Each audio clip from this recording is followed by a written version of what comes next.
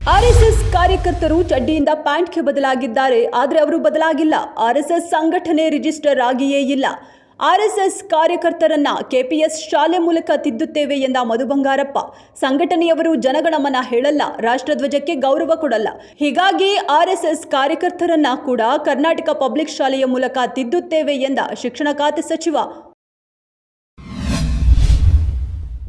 Saint Mary's principal ವಿರುದ್ಧ ಹಲ್ಲೆ ಆರೋಪ. ಪ್ಲಾಸ್ಟಿಕ್ ಪೈಪ್ನಿಂದ ವಿದ್ಯಾರ್ಥಿ ಮೇಲೆ ಹಲ್ಲೆ ಮಾಡಿದಂತೆ ಬಾಲಕ ಒದ್ದಾಡುತ್ತಿದ್ದರೂ ಸಹ ಶಿಕ್ಷಕಿ ಚಂದ್ರಿಕಾ ಕೂಡ ಹಲ್ಲೆ. ಹೊಯ್ಸಳ ನಗರದ ಸೇಂಟ್ ಮೇರೀಸ್ ಶಾಲೆಯ ಪ್ರಿನ್ಸಿಪಾಲ್ ರಾಕೇಶ್ ಶರ್ಮಾ ವಿರುದ್ಧ ಪುಟ್ಟ ಹುಡುಗನ ಮೇಲೆ ದಬ್ಬಾಳಿಕೆ ಮಾಡಿರುವ ಆರೋಪ.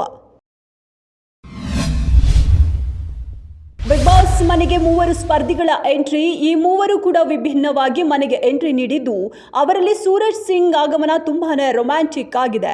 ಲವರ್ ಬಾಯ್ ಆಗಿ ಕಾಣಿಸಿಕೊಂಡಿರೋ ಸೂರಜ್ ಸಿಂಗ್ ಹೆಣ್ಮಕ್ಕಳ ಹೃದಯವನ್ನ ಬರುತ್ತಿದ್ದಂತೆಯೇ ಕದ್ದು ಬಿಟ್ಟಿದ್ದಾನೆ. ಸೂರಜ್ ಈ ಮನೆಯಲ್ಲಿ ಅತಿ ಸುಂದರವಾದ ಸ್ತ್ರೀ ಸದಸ್ಯೆ ಯಾರು ಎಂದು ಕೇಳಿದ್ದಾರೆ ಬಿಗ್ ಬಾಸ್.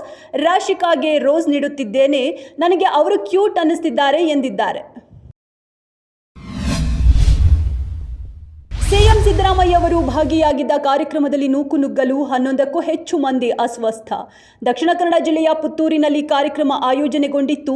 ಪುತ್ತೂರು ಶಾಸಕ ಅಶೋಕ್ ರೈ ನೇತೃತ್ವದಲ್ಲಿ ಅಶೋಕ ಜನಮನ 2025 ಎಂಬ ಕಾರ್ಯಕ್ರಮ. ಕ್ರೀಡಾಂಗಣದ ಸಾಮರ್ಥ್ಯಕ್ಕಿಂತ ಹೆಚ್ಚಿನ ಜನರು ಭಾಗಿಯಾಗಿದ್ರು. ಆಗ ನೂಕುನುಗ್ಗಲು ಉಂಟಾಗಿ ಆಮ್ಲಜನಕ ಕೊರತೆಯಿಂದ ಅಸ್ವಸ್ಥರಾಗಿದ್ದಾರೆ. ಇಲ್ಲೊಬ್ಬಳು ಮಗಳು ಮಾತು ಬಾರದ ಅಪ್ಪನಿಗೆ ವ್ಯವಹಾರದಲ್ಲಿ ಜೊತೆಯಾಗಿ ನಿಂತಿದ್ದಾಳೆ. ಹೃದಯ ಸ್ಪರ್ಶಿ ವಿಡಿಯೋ ಸದ್ಯ ಸೋಷಿಯಲ್ ಮೀಡಿಯಾದಲ್ಲಿ ವೈರಲ್ ಆಗ್ತಿದೆ. ಪುಟ್ಟ ಅಂಗಡಿ ಇಟ್ಟುಕೊಂಡಿರೋ ತಂದೆಗೆ ಮಾತು ಬರಲ್ಲ, ಮಗಳು ಅಪ್ಪನ ಜೊತೆಗೆ ನಿಂತು ವ್ಯವಹಾರದಲ್ಲಿ ಸಾಥ್. ಮಗಳೇ ಅಪ್ಪನಿಗೆ ಮಾತಾಗಿದ್ದಾಳೆ, ಮಾತು ಬಾರದ ತಂದೆಗೆ ಮಾತಾದ ಪುಟ್ಟ ಮಗಳು.